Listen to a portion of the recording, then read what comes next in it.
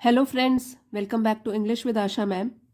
आज मैं आपके लिए बहुत इंटरेस्टिंग स्टोरी लेकर आई हूँ। इसके राइटर है रस्किन बॉन्ड। इसी चैनल पे मैंने और भी स्टोरीज रस्किन बॉन्ड की पोस्ट करी है। एक तो है द ब्लू अम्ब्रेला और दूसरी है द थीफ स्टोरी।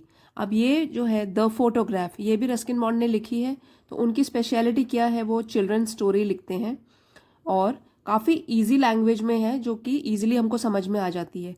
वोकैबलरी थोड़ी सी जो इसमें डिफ़िकल्ट वर्ड्स हैं वो आपके लिए अंडरलाइन भी किए हैं और मीनिंग आपको साथ साथ बताऊंगी। और जो दूसरी रस्किन बॉन्ड की स्टोरीज हैं उनके लिंक्स आपको डिस्क्रिप्शन में मिल जाएंगे, चाहें तो आप वहाँ से भी उनको देख सकते हो। तो आज की स्टोरी शुरू करते हैं। The photograph. फोटोग्राफ मीन्स तस्वीर। I was 10 years old.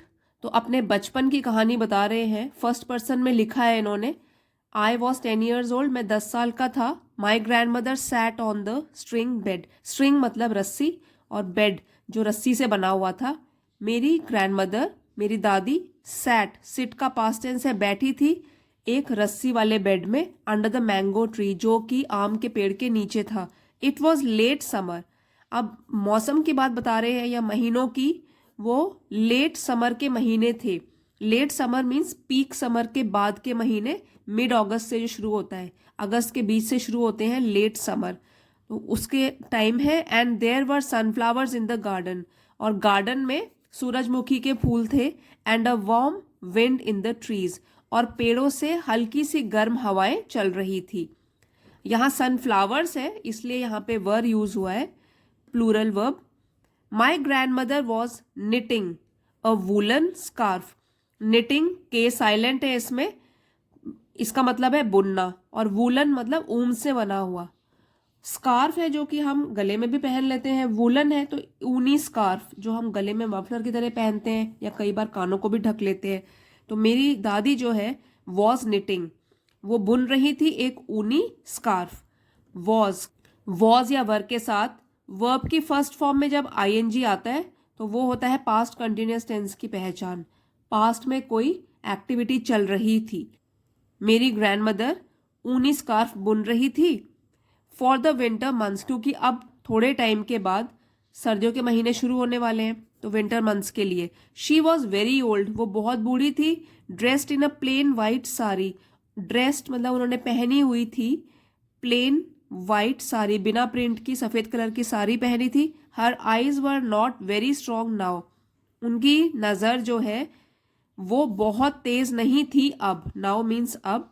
But her fingers moved quickly with the needles, लेकिन जो उनकी उंगलियां थी मूव्ड क्विकली, वो तेजी से चल रही थी। विद द नीडल्स मीन्स सुइयों से। जो जब स्वेटर बुनते हैं या कोई भी बुनाई करते हैं तो उसके लिए जो सलाइयों की जरूरत होती है, उनके लिए नीडल्स यूज किया गया है कि उनके जो उंगलियां थी वो तो बड़ी तेजी से सलाइयों पे चल रही थी। And the needles kept clicking all afternoon. All afternoon पूरी दोपहरी में, क्लिकिंग मतलब एक दूसरे से जब टकरा रही हैं सलाइयाँ तो उनकी आवाज़ें आ रही हैं, तो केप्ट क्लिकिंग, वो आवाज़ें करती रही पूरी दोपहर, जो उनकी सलाइयाँ थी जिनसे वो बुनाई कर रही है। Grandmother had white hair but there were very few wrinkles on her skin. तो ग्रैंड मदर की बात की है कि दादी के सफ़ेद बाल थे, हैड है सफ़ेद बाल थे, but there were very few wrinkles, W silent है, रिंकल्स मीन्स चेहरे पे जो झुर्रियाँ पड़ जाती हैं, उनके बहुत ही कम झुर्रियाँ थी उनकी स्किन पे। चाहे उनकी आंखें कमज़ोर हैं, सफ़ेद बाल हैं, लेकिन फिर भी उनके जो चेहरे पर झुर्रियाँ थी बहुत कम थी। I had come home after playing cricket on the मैदान। मैं घर आया था, हैड के साथ वर्ब थर्ड फॉर्म है कम, केम, कम। तो मैं घर आया था आफ्टर प्लेइंग क्रिकेट, क्रिकेट खेलने के बाद मैदान में क्रिकेट खेलने के बाद मैं घर आया था। आई हैड टेकन माई मील, मैंने अपना खाना खा लिया था। मील मीन्स खाना, हैड टेकन, हैड के साथ फिर से वर्ब थर्ड फॉर्म है, पास्ट परफेक्ट में है ये सेंटेंस कि मैंने खाना खा लिया था। And now I was rummaging, rummaging in a box of old books. Rummaging का मतलब होता है, ये वर्ब है जब हम कुछ ढूंढते हुए चीज़ों को इधर उधर फैला देते हैं। एक चीज़ ढूंढनी हो, उसकी वजह से हम दूसरी चीज़ें इधर उधर उथल पुथल कर देते हैं, उसी के लिए हम यूज़ करते हैं ये वाला वर्ड रमेजिंग। तो मैं क्या कर रहा था, खाना मैंने खा लिया था और अब मैं इधर उधर चीज़ें फेंक रहा था in a box of old books, क्योंकि वो कुछ ढूंढ रहे हैं पुरानी बुक्स में जो कि ये बॉक्स में रखी हुई हैं, क्योंकि रस्किन बॉन्ड बचपन में बहुत शौकीन थे बुक्स पढ़ने के।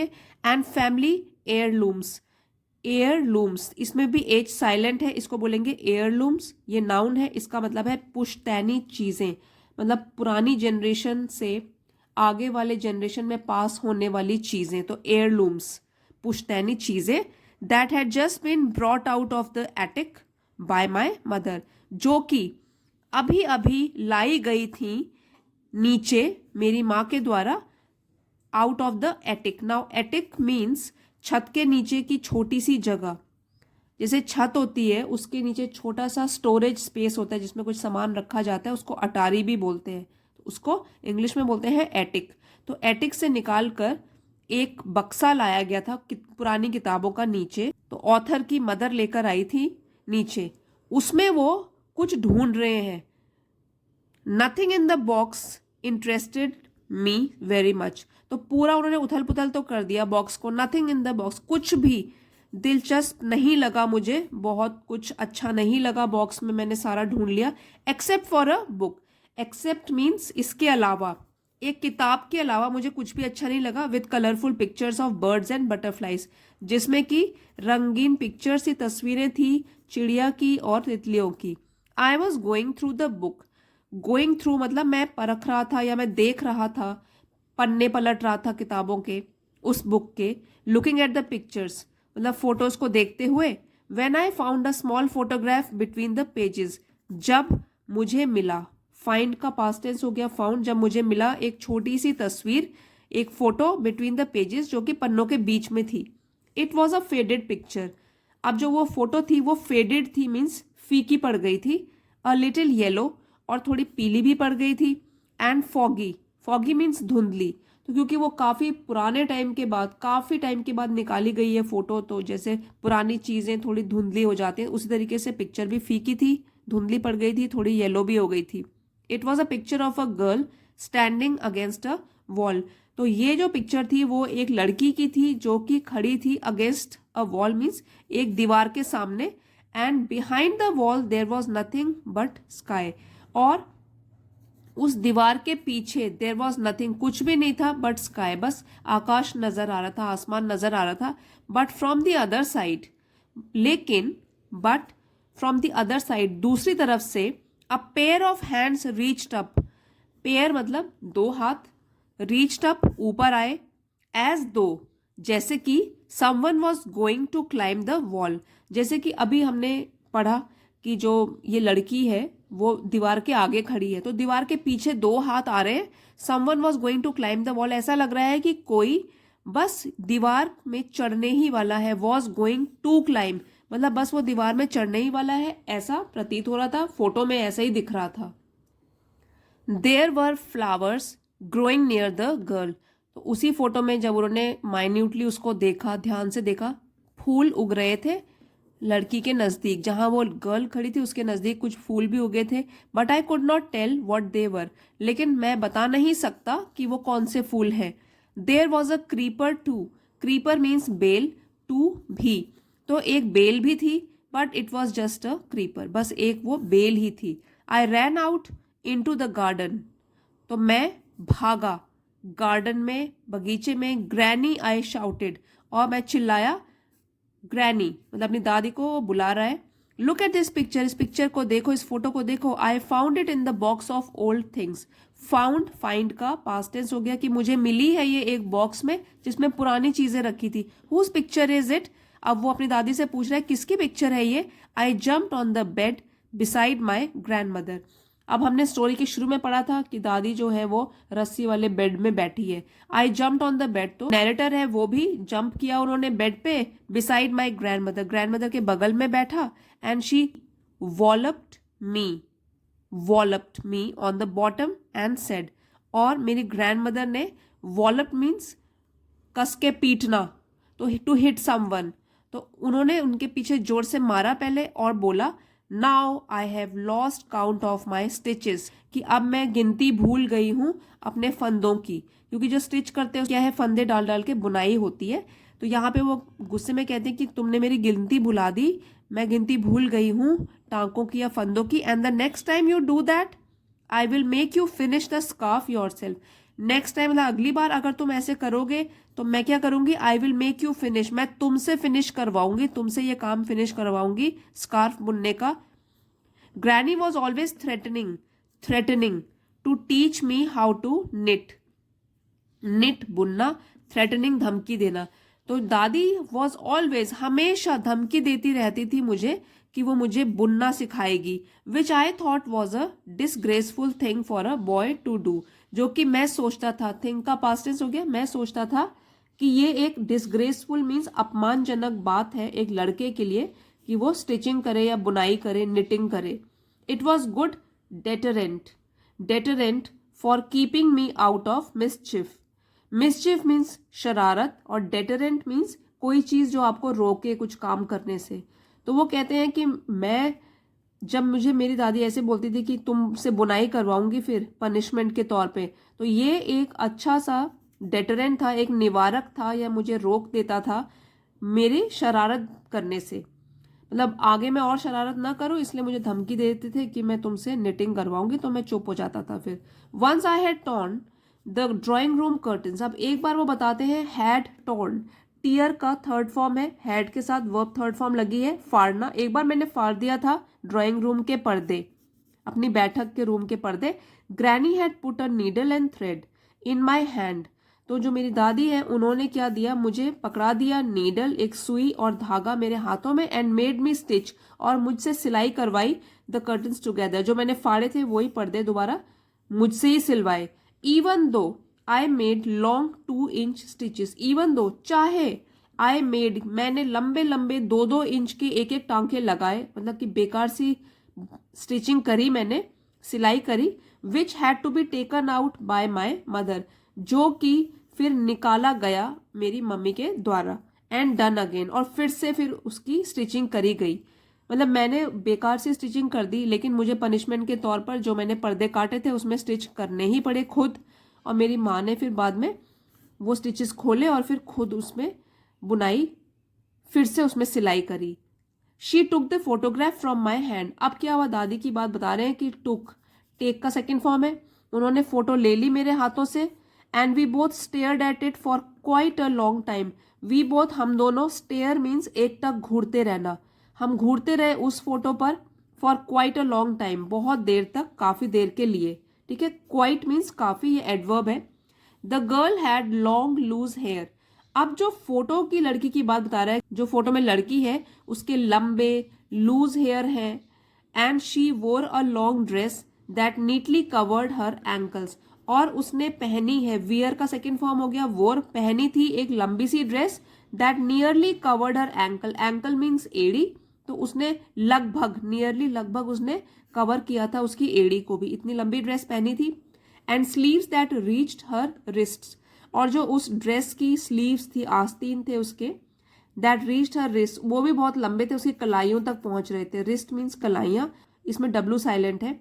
And there were a lot of bangles on her hands, और उस लड़की के हाथों में बहुत सारी चूड़ियां थी, बैंगल्स चूड़ियां। But despite all this drapery the girl appear to be full of freedom and movement.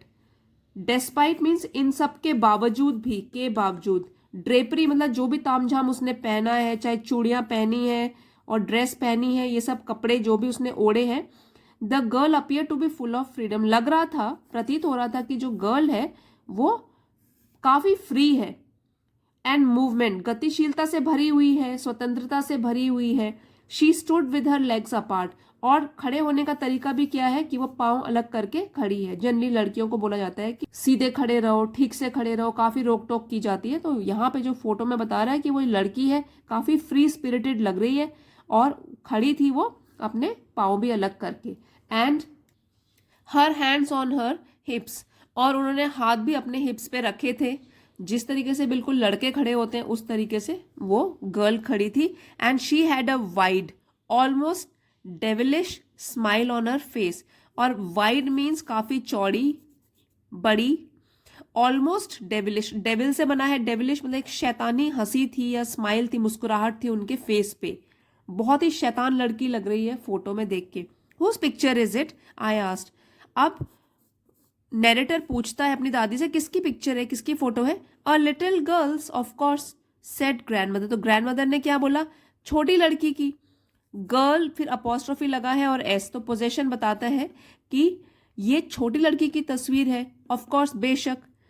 Can't you tell, क्या तुमको नहीं लगता, क्या तुम नहीं बता सकते हो, can't you tell. Yes but did you know the girl, अब उन्होंने पूछा नैरेटर ने, हाँ हाँ ये तो पता है कि लड़की की तस्वीर है, पर ये बताओ कि आप क्या जानती थी इस लड़की को।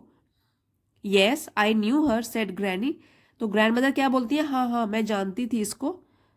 But she was a very wicked girl, wicked मतलब दुष्ट, कि ये लड़की जो है ये बहुत ही दुष्ट लड़की थी। And I shouldn't tell you about her, और मुझे तुम्हें इसके बारे में नहीं बताना चाहिए। शुडंट टेल यू, नहीं बताना चाहिए इसके बारे में, but I will tell you about the photograph, लेकिन मैं तुमको इस तस्वीर के बारे में जरूर बताऊंगी। It was taken in your grandfathers house, ये खींची गई थी तुम्हारे दादा के घर में, अबाउट 60 ईयर्स अगो, 60 साल पहले।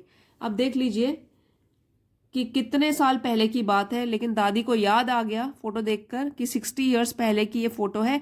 And that's the garden wall, और वो बताती हैं कि ये जो वॉल दिख रही है ये गार्डन की ही दीवार है। And on the other side of the wall there was a road going to town, और जो इस दीवार के दूसरी तरफ एक रोड थी जो कि शहर जा रही थी। उनको ये भी याद आ गया।